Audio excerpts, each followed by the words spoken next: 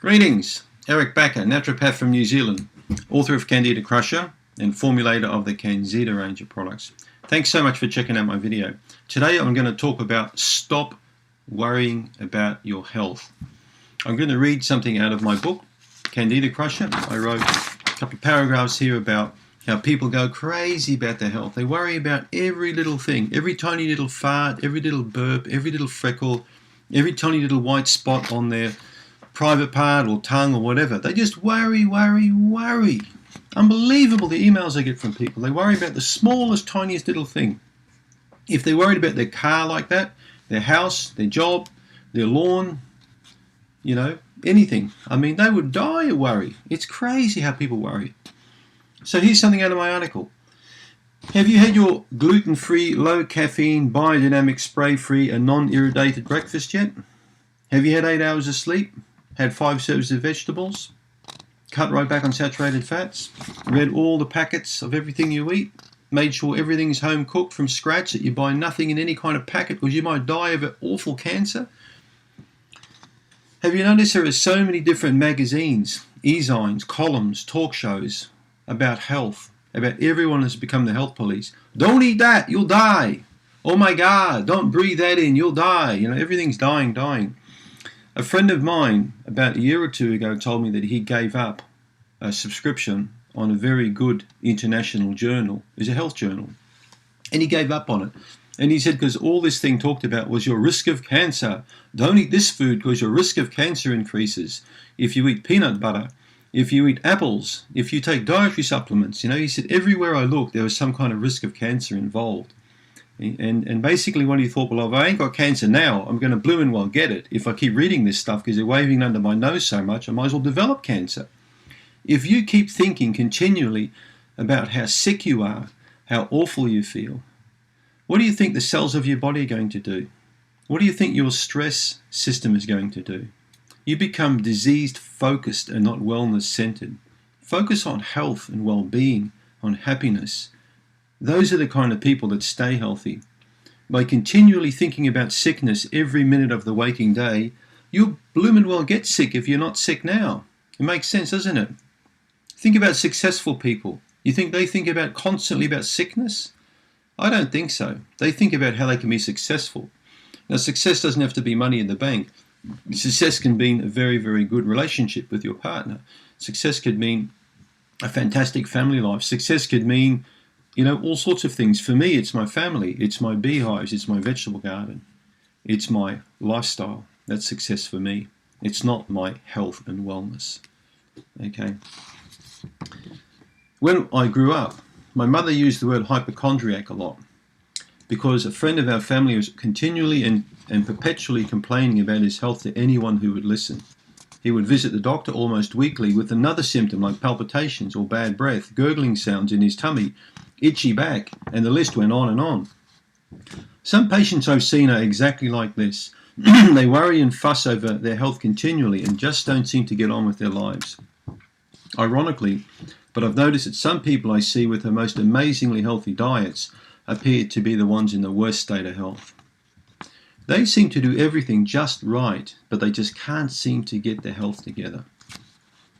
Many folks live in the belief that they must continually strive to attain perfection in health, but perfect health, in inverted commas, is a myth. And most of us live far healthier lives than we realize. Once you develop a yeast infection, Candida or SIBO or IBS, or you pick an illness that you want to put a tag on, we certainly become more focused on our health. But failing to live by the health rules set by the health police can be a major source of stress, anxiety, and guilt. Especially for women, I've found this. The goal is to live as long as you can with the best quality life. But some people I meet are absolutely scared to death about their diet and their lifestyle. They must exercise every day. They've got these strict regimes. They've got to get up at 6:15 on the nose. They've got to go out and they've got to walk for so many steps. They've got to do power walk with their headphones in to listen to certain type of meditation music to get the certain brainwave pattern going. They've got to get home. They've got to have the perfect breakfast. It's got to have the right berries in it. It's got to have the right blender, the right non-lactose, non-this, non-blah, blah, blah kind of milk. Everything's got to be perfection. So a lot of people believe there's always someone sexier and healthier and nicer and richer and bigger boobs and bigger bums, and I think the big bum's a big thing now with Kim Kardashian. So everything's got to be just perfect. So, and if you don't fit in that mold, well, you're fat and ugly and sick. And that's what a lot of websites will make you believe. Well, that's not health. Health is not really just about symptoms and the lack of symptoms. It's a lot more than that. So common sense is what I always talk about on this channel. Don't become overwhelmed by the ocean of health information written by armchair experts. Enjoy your life for what it is.